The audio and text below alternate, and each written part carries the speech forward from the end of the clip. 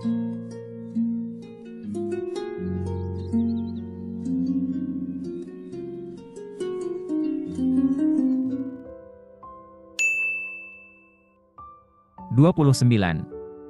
Saya kembali kepada perbincangan mengenai para tuhan. Bisakah kita menganggap salah satu dari mereka bermata juling? Apakah mereka memiliki kutil? Apakah salah satu dari mereka berhidung bengkok, bertelinga besar, beralis tebal, atau berdahi lebar, layaknya kita? Atau, apakah mereka bebas dari ketidaksempurnaan? Mari kita anggap begitu. Apakah wajah mereka serupa? Karena jika Tuhan ada banyak, salah satu pasti lebih rupawan dari yang lainnya, dan pasti ada sebagian Tuhan yang tidak rupawan. Atau jika wajah mereka semua serupa, akan ada sekolah tinggi di langit, karena jika satu Tuhan tidak berbeda dari yang lainnya, tidak mungkin bisa mengenal atau membedakan mereka. Bagaimana jika pendapatmu, Velleius, membuktikan hal yang salah, bahwa satu-satunya wujud yang datang kepada kita saat memikirkan Tuhan, adalah wujud manusia? Akankah kau, meskipun demikian, tetap membela teori absurd itu? Anggaplah wujud itu datang kepada kita, sebagaimana yang kau katakan, dan kita tahu Jupiter, Juno, Minerva, Neptunus, Vulcan, Apollo, dan dewa-dewa lainnya, dengan raut muka yang diberikan oleh para pelukis dan pemahat, dan bukan hanya raut muka saja, melainkan juga lencana, usia, serta pakaian mereka. Tetapi bangsa Mesir, Suriah, dan hampir semua negara asing tidak mengenal mereka. Kau akan melihat mereka lebih memuja hewan-hewan tertentu daripada memuja kuil suci dan patung dewa seperti kita, karena banyak tempat suci telah dijarah dan patung-patung dewa diambil dari tempat tersucinya oleh warga kita sendiri. Tetapi, kita tidak pernah mendengar orang Mesir melakukan kekerasan kepada buaya, burung ibis, atau kucing. Lalu bagaimana menurutmu? Bukankah orang Mesir memuja lembu jantan sucinya sebagai Tuhan? Tentu saja. Sebagaimana kau memuja dewi kita Juno Sospita, yang kau tidak pernah lihat bahkan dalam mimpi, tanpa kulit domba, tombak, perisai, dan sandal, yang bagian depannya dinaikkan.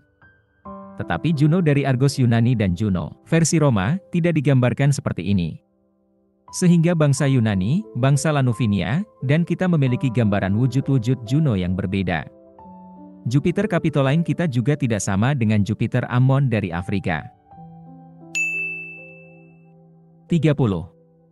Oleh karena itu, bukankah seharusnya seorang filsuf alam, yaitu pencari rahasia-rahasia alam, malu mencari bukti kebenaran dari pikiran yang diprasangkai oleh adat? Berdasarkan kaidah yang kau telah tetapkan, bisa dikatakan bahwa Jupiter selalu berjanggut, Apollo selalu tanpa janggut. Bahwa Minerva bermata abu-abu, sementara Neptunus bermata biru. Dan tentu saja kita kemudian memuja Vulcan di Athena yang dibuat oleh Alkamenes itu, yang kepincangan di balik jubah putihnya tampak tidak terlihat. Lalu haruskah kita menerima Tuhan yang pincang karena kita diberitahu begitu? Juga, pikirkanlah bahwa dewa-dewa memiliki nama yang kita berikan. Sekarang, pertama, mereka memiliki nama sebanyak manusia memiliki bahasa, karena Vulcan tidak disebut Vulcan di Italia, Afrika, atau Spanyol, sebagaimana kau tetap dipanggil Velleius di semua negara. Selain itu, jumlah dewa tak terhitung walaupun daftar nama-nama mereka di dalam catatan pendeta kita tidak banyak. Apakah mereka tak bernama? Tentu kau harus mengakui, mereka tidak punya nama. Apa artinya nama-nama yang berbeda jika pribadi mereka adalah sama? Seberapa lebih terpujikah itu, Velleius, untuk mengakui, kau tidak mengetahui apa yang tidak kau ketahui daripada mengikuti orang yang harus kau hina. Apa menurutmu Tuhan itu seperti kita? Kau tidak benar-benar berpikir dia seperti salah satu dari kita. Lalu bagaimana? Haruskah saya memanggil matahari, bulan, atau langit sebagai Tuhan, jika dengan begitu mereka bahagia karenanya? Tetapi kesenangan apakah yang mereka dapat nikmati? Dan mereka juga bijak. Tetapi bagaimana kebijakan bisa menetap dalam bentuk seperti itu? Ini adalah opinimu. Lalu, jika mereka tidak berwujud manusia, seperti yang sudah saya buktikan, dan jika kau tidak bisa meyakinkan dirimu bahwa mereka berwujud lain, mengapa kau ragu menyangkal zat Tuhan? Kau tidak berani menyangkalnya, dan kebijaksanaan dalam ketidakberanianmu, walaupun di sini kau tidak takut akan manusia, tetapi takut akan Tuhan sendiri.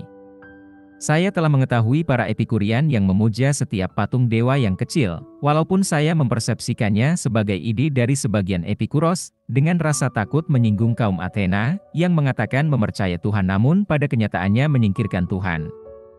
Jadi, dalam kalimat-kalimat pendeknya, yang kau sebut Kuriai Doksai, menurutku ini yang pertama, wujud yang bahagia dan kekal itu tidak mengenal masalah, juga tidak menyebabkan masalah pada apapun.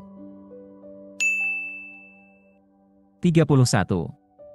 Dalam pernyataannya mengenai kalimat ini, sebagian berpikir bahwa ia sengaja tidak berbicara dengan jelas, walaupun itu jelas-jelas tanpa sengaja. Tetapi mereka salah menilai seorang pria yang tidak memiliki kecerdasan. Diragukan apakah maksudnya yaitu ada zat yang bahagia dan kekal, atau bahwa jika ada zat yang bahagia, pastilah ia juga kekal.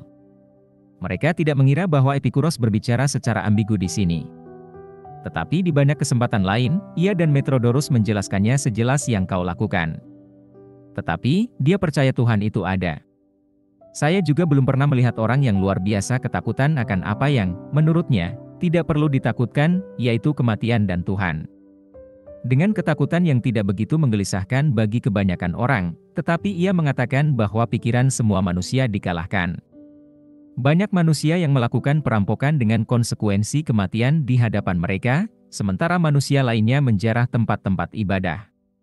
Pastinya, mereka haruslah sangat ketakutan, yang satu takut akan kematian dan yang satu lagi takut akan Tuhan.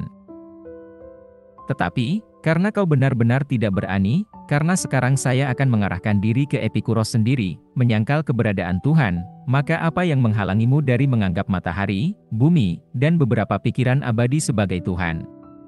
Saya tidak pernah, ucapnya, melihat kebijaksanaan dan jiwa yang rasional selain dalam wujud manusia.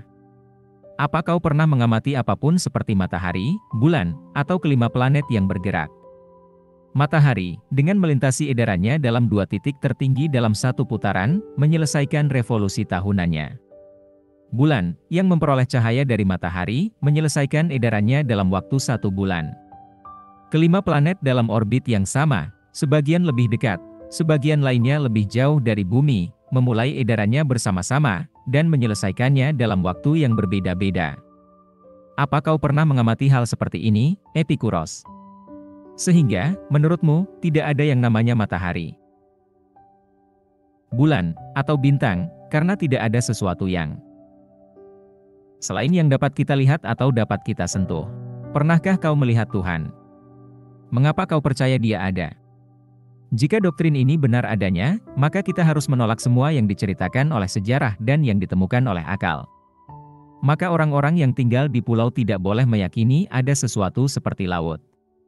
Ini merupakan cara berpikir yang sempit, bahwa jika kau terlahir di Seriphus dan belum pernah keluar dari pulau itu, tempat kau terbiasa melihat kelinci dan rubah, maka kau tidak akan percaya bahwa ada hewan-hewan seperti singa dan macan. Dan jika ada yang mendeskripsikan gajah kepadamu, maka kau akan berpikir orang itu berencana menertawakanmu. 32. Kau tentu saja, Velleius, telah menyimpulkan argumenmu, tidak dengan cara sektemu, tetapi dengan cara yang logis, yang sama sekali asing bagi kelompokmu. Kau meyakini bahwa Tuhan bahagia, saya menyetujuinya. Kau mengatakan bahwa tanpa hal-hal baik tidak ada yang bisa bahagia. Saya juga dengan senang hati menyetujui ini. Kau juga mengatakan bahwa hal-hal baik tidak bisa menetap di tempat yang tidak berakal.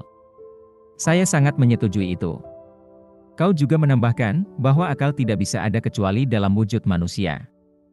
Siapa, menurutmu, yang akan menerima itu? Jika itu benar, mengapa kau harus menjelaskannya secara bertahap?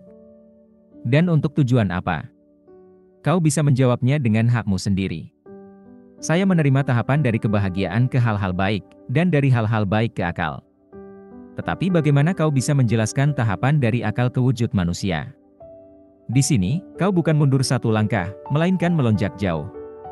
Saya juga tidak dapat memahami, mengapa Epikuros lebih mengatakan Tuhan seperti manusia dibanding mengatakan manusia seperti Tuhan.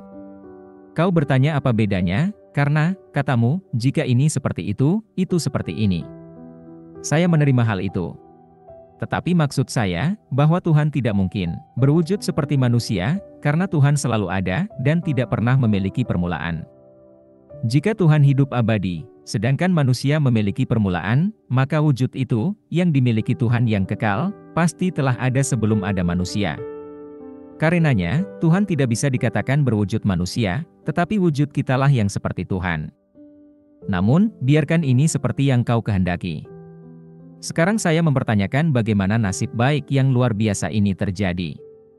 Karena kau menyangkal bahwa akal memiliki andil dalam pembentukan semuanya. Tetapi tetap, apakah nasib baik yang luar biasa ini? Bagaimana gabungan atom yang bahagia itu membuat penciptaan manusia yang begitu tiba-tiba dalam wujud Tuhan? Haruskah kita menganggap keturunan Tuhan jatuh dari langit ke bumi, dan orang itu terlahir serupa moyangnya?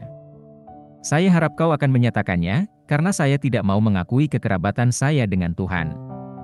Tetapi kau tidak mengatakan yang seperti itu. Tidak, keserupaan kita dengan Tuhan. Sepertinya, kebetulan saja. Haruskah kini saya mencari argumen untuk menyanggah doktrin ini dengan serius? Saya harap saya bisa dengan mudah mengetahui apa yang benar sebagaimana saya bisa membuang apa yang salah. 33. Kau telah menyebutkan satu demi satu opini-opini dari para filsuf dengan akurat dan sangat banyak, termasuk dari Thales di Miletus, mengenai hakikat para Tuhan. Sehingga saya tercengang melihat begitu banyaknya ilmu dalam diri bangsa Romawi. Tetapi apakah menurutmu mereka semua adalah orang-orang gila yang berpikir bahwa Tuhan mungkin bisa berwujud tanpa tangan dan kaki? Tidakkah pemikiran ini memengaruhimu saat kau memikirkan apa guna dan manfaat anggota tubuh manusia, dan membuatmu mengakui bahwa Tuhan tidak membutuhkannya? Apa gunanya kaki, jika tidak berjalan, atau tangan, jika tidak ada yang digenggam? Hal yang sama dapat ditanyakan mengenai bagian tubuh lainnya, tidak ada yang sia-sia, tidak berguna, atau tidak penting. Maka dari itu kita bisa mengambil kesimpulan, bahwa tidak ada seni yang dapat meniru kemampuan alam. Lalu apakah Tuhan memiliki lidah dan tidak berbicara, memiliki gigi, langit-langit mulut, serta rahang walaupun dia tidak menggunakannya? Akankah anggota-anggota tubuh yang alam berikan itu sia-sia bagi Tuhan? Bagian dalam pun sama sia-sianya dengan bagian luar. Terlepas dari gunanya, keelokan apa yang ada di dalam jantung, paru-paru, hati, dan yang lainnya. Saya mempertanyakan ini, karena kau menempatkan anggota-anggota tubuh ini pada Tuhan. Tidak hanya Epikuros, Metrodorus, dan Hermarchus yang menyanggah Pitagoras, Plato, dan Empedokles, tetapi pelacur kecil Leontium pun berani menulis untuk melawan Theophrastus. Memang, dia memiliki gaya penulisan Atik yang rapi untuk menyatakan argumennya melawan Theophrastus. Kebebasan-kebebasan ini banyak disimpan di taman Epikuros, dan kau selalu mengeluhkannya. Zeno membantah, mengapa saya harus membahas Albutius?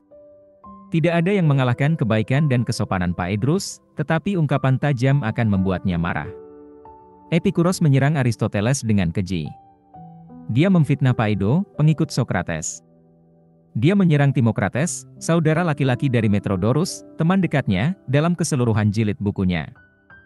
Dia melakukan itu karena berbeda pendapat dengan Timokrates di beberapa poin filsafat yang sepele. Dia tidak menunjukkan rasa terima kasih bahkan kepada Demokritos, padahal Epikuros adalah pengikutnya. Gurunya, Nausiphanes, yang darinya ia tidak belajar apa-apa, juga tidak mendapat perlakuan yang lebih baik. 34. Zeno tidak hanya membantah mereka yang hidup pada masa itu, seperti Apollodorus, Silus, dan yang lainnya, dengan kasar, tetapi dia juga memanggil Sokrates, yang merupakan bapak filsafat, dengan sebutan, si badut Atik, menggunakan bahasa Latin. Skurral dia tidak pernah menyebut Chrysippus dengan nama lain selain Hesippus. Kau pun beberapa waktu lalu, saat memanggil senat filsuf, selalu menyebut tokoh-tokoh ulung itu dengan panggilan seperti, bodoh, dan penghayal tua. Oleh karena itu, jika mereka semua keliru mengenai kebenaran hakikat Tuhan, diperkirakan memang tidak ada zat seperti itu. Apa yang kau sampaikan semuanya adalah fiktif belaka, dan tidak dibahas bahkan oleh ibu-ibu tua.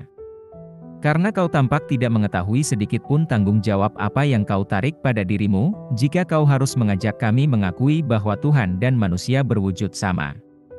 Kalau begitu, Tuhan akan memiliki persoalan yang sama dalam berpakaian dan perawatan tubuh yang sama yang dilakukan manusia.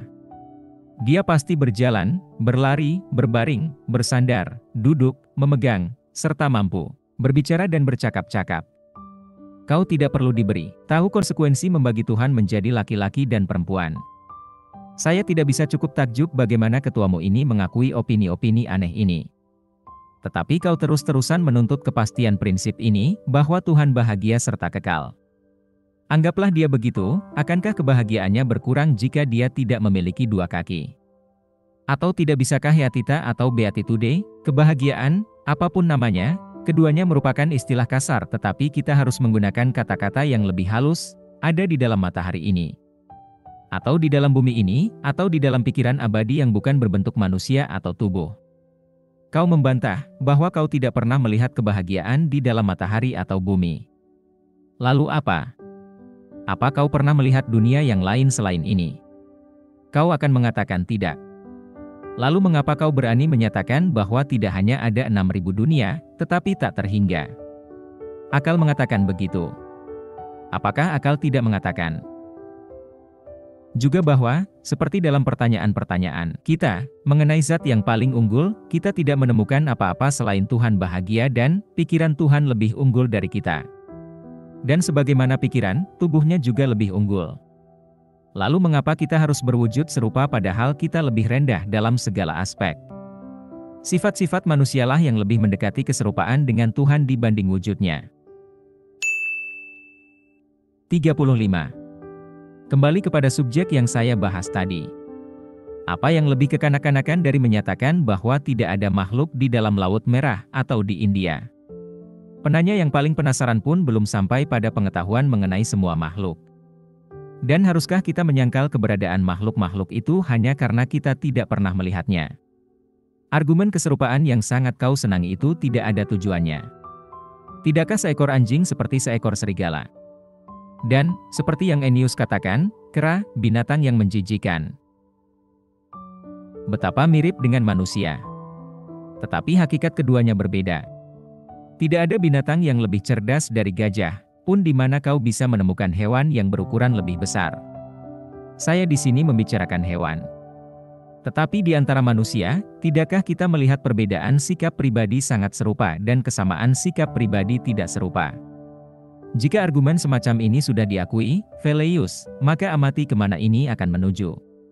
Kau telah menetapkan dengan yakin, bahwa akal tidak mungkin menetap di tempat selain wujud manusia.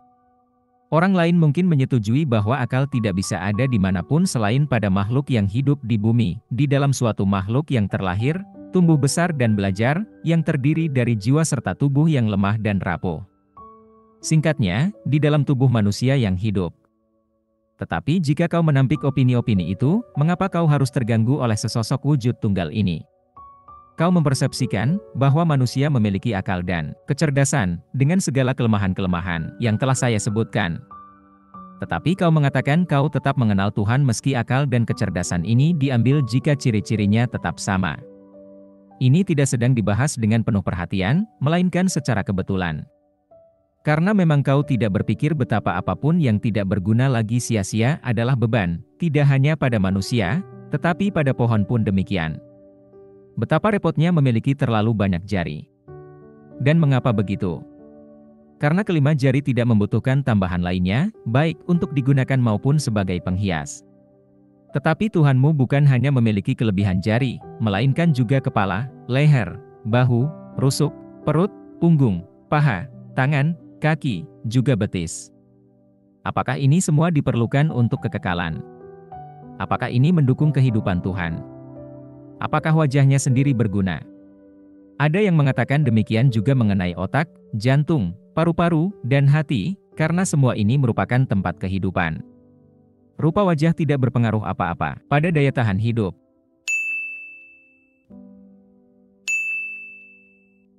(36) Kau mencela mereka yang memerhatikan karya yang agung dan menakjubkan ini, alam semesta dan bagian-bagiannya, yaitu langit, bumi, laut serta kemegahan yang menghiasinya.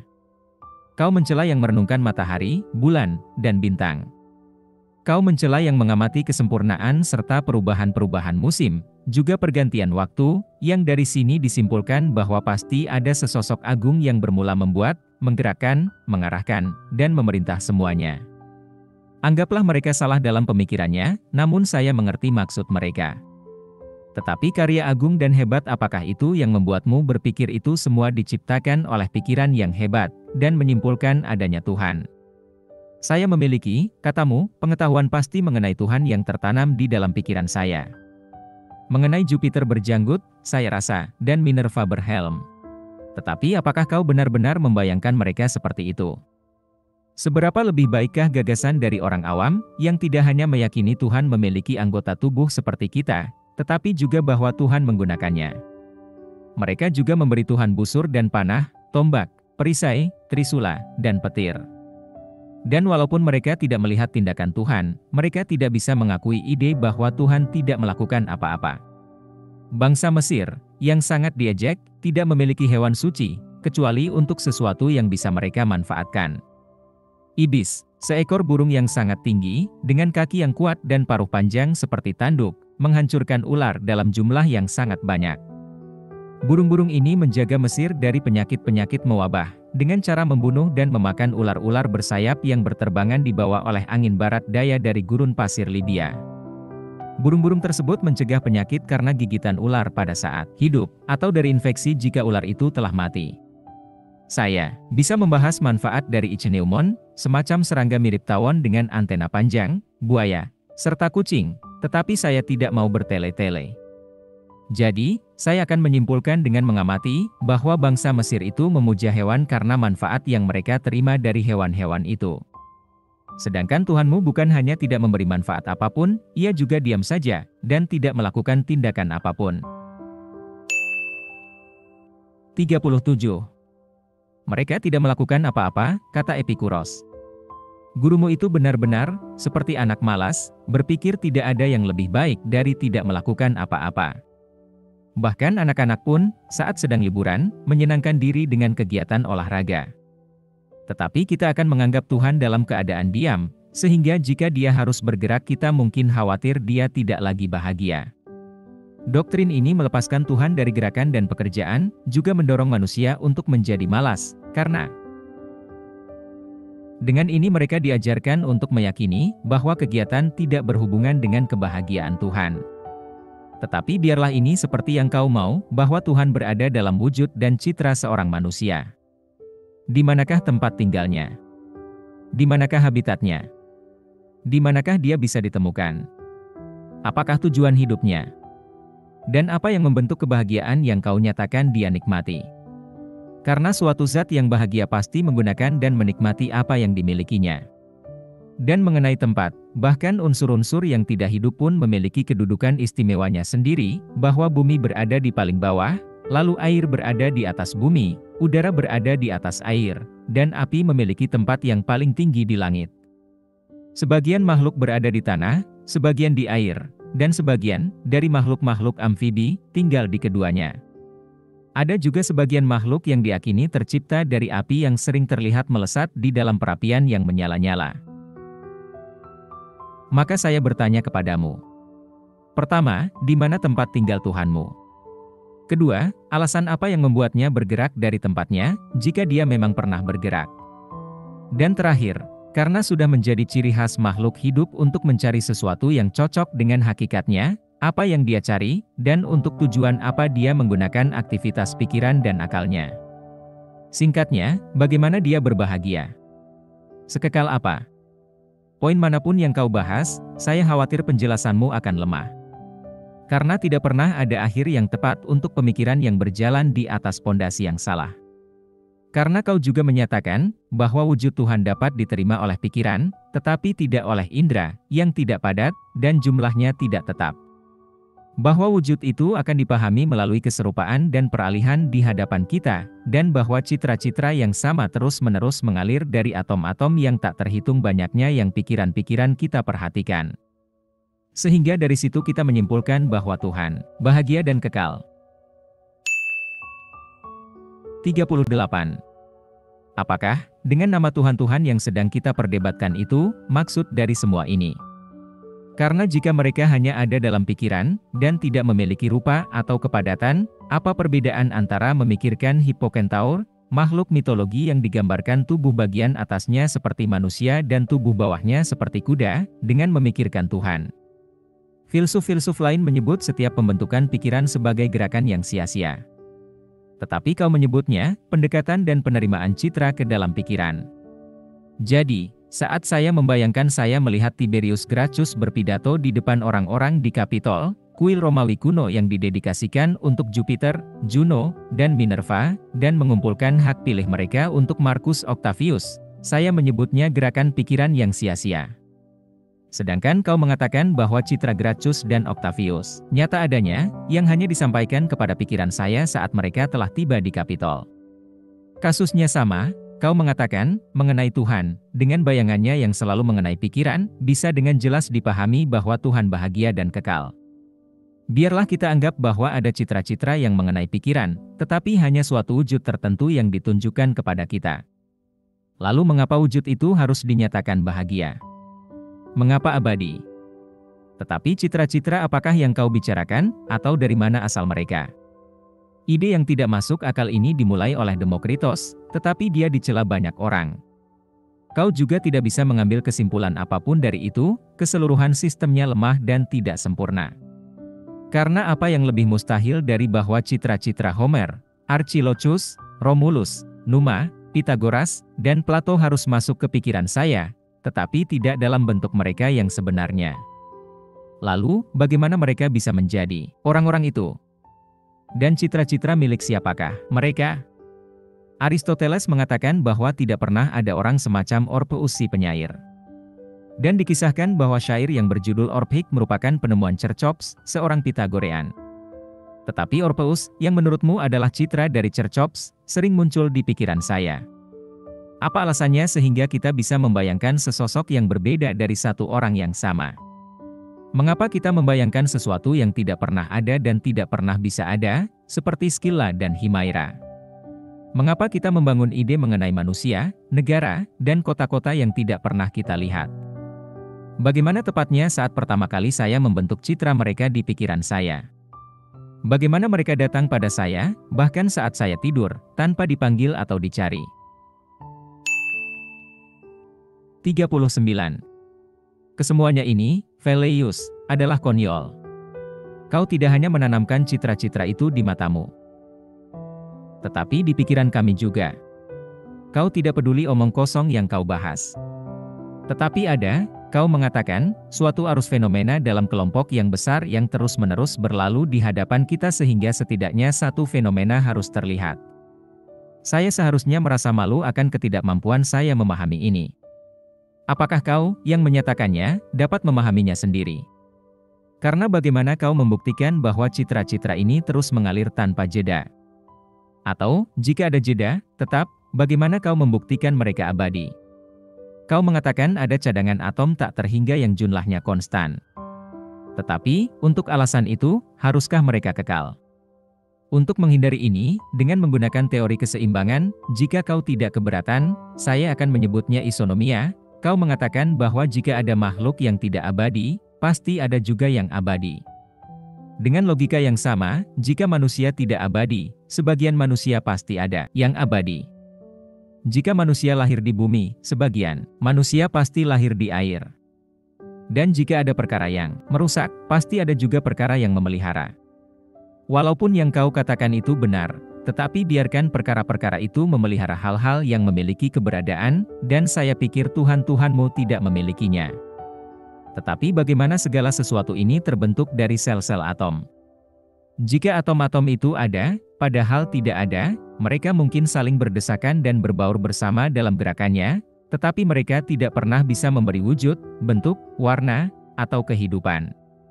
Sehingga kau benar-benar tidak membuktikan Tuhan kekalmu. 40. Sekarang mari kita membahas kebahagiaannya. Sudah dipastikan bahwa tanpa sifat baik tidak bisa ada kebahagiaan, tetapi sifat baik ada di dalam tindakan. Sekarang doamu tidak melakukan apa-apa, berarti dia tidak memiliki sifat baik, dan alhasil tidak bisa bahagia. Kehidupan seperti apa yang ia jalani? Kau mengatakan ia memiliki cadangan hal menyenangkan yang tidak ada habisnya, tanpa campuran keburukan apapun. Apakah hal-hal menyenangkan itu? Tentu saja, kesenangan ini berhubungan dengan tubuh. Karena kau mengetahui tidak ada yang menyenangkan batin selain yang muncul dari tubuh dan kembali kepada tubuh. Saya menganggap, Velleius, bahwa kau tidak seperti sebagian dari Epikurian, yang merasa malu akan pernyataan-pernyataan Epikuros, yang dia akui dia tidak mengetahui kebaikan apapun yang terpisah dari kesenangan sensual dan menggoda, yang tanpa malu-malu, dia menyebutkan satu-satu dengan jelas. Lalu, makanan apa, minuman apa, jenis musik atau bunga apa, sentuhan apa, aroma apa, yang akan kau tawarkan pada para dewa untuk mengisi mereka dengan kesenangan. Para penyair menjamu mereka dengan nektar dan ambrosia, sementara Hebe atau Ganymede menyajikan minuman.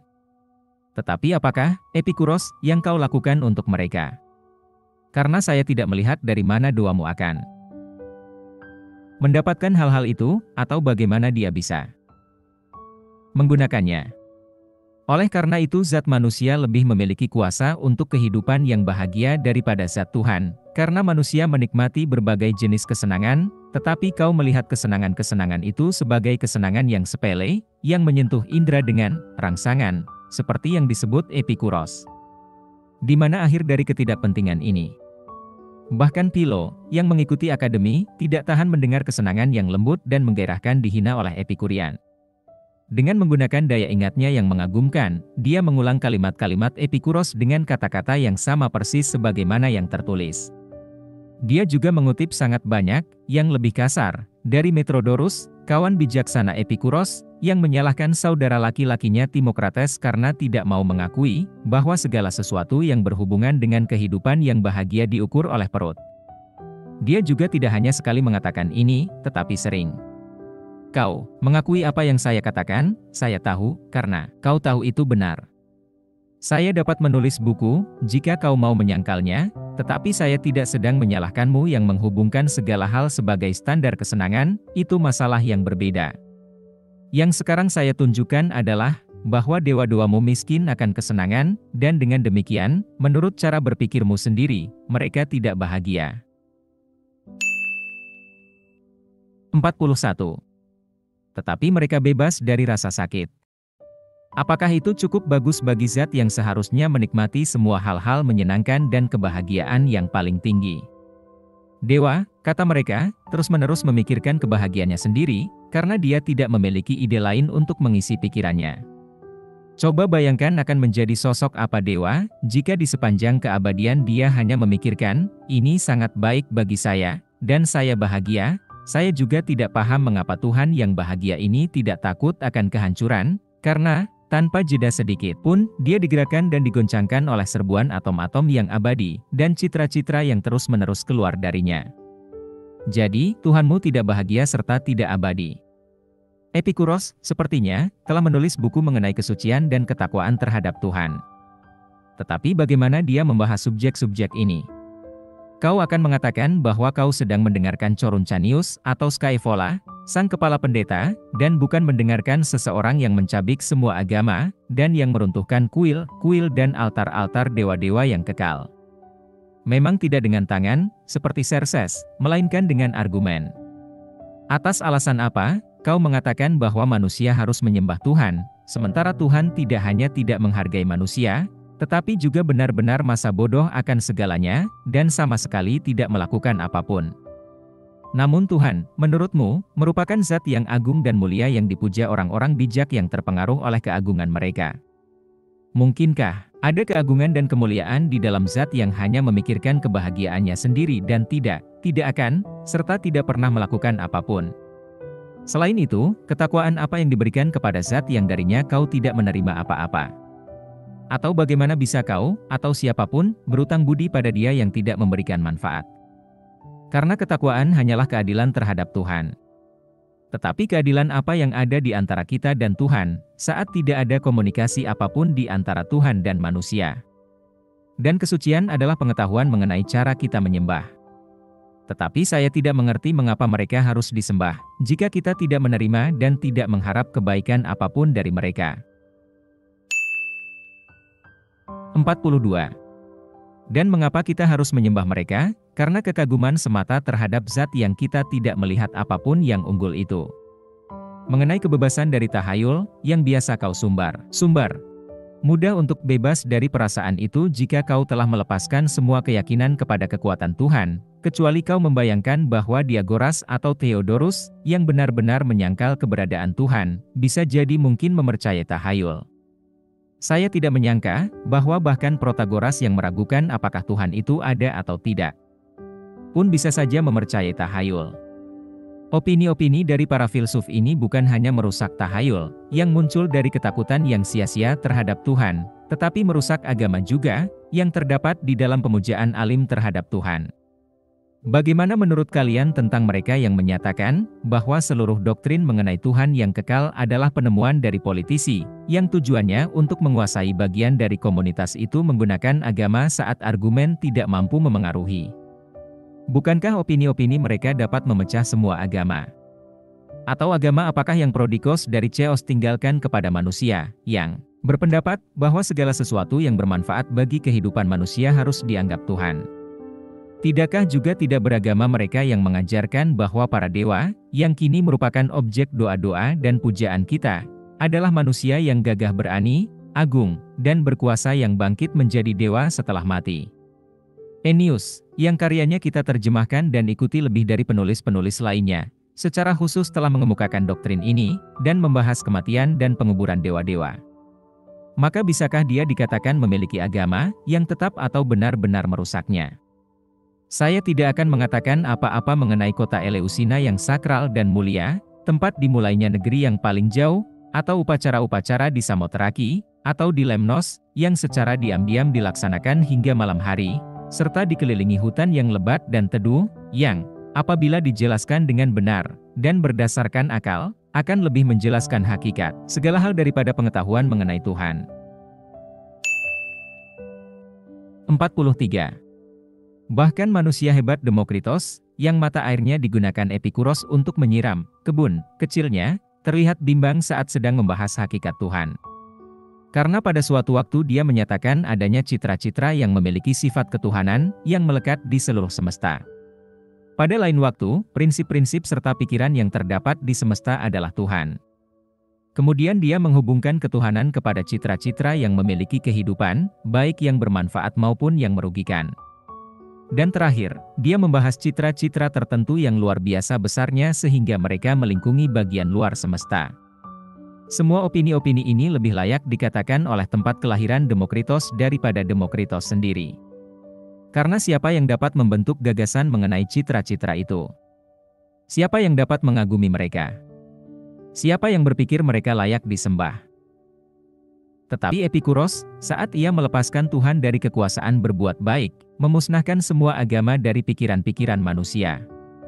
Karena walaupun dia mengatakan, Tuhan adalah yang paling baik dan paling unggul dari semua makhluk, dia menyangkal keberadaan kebajikan Tuhan, yang menghancurkan keutamaan dan keistimewaan zat yang paling sempurna itu.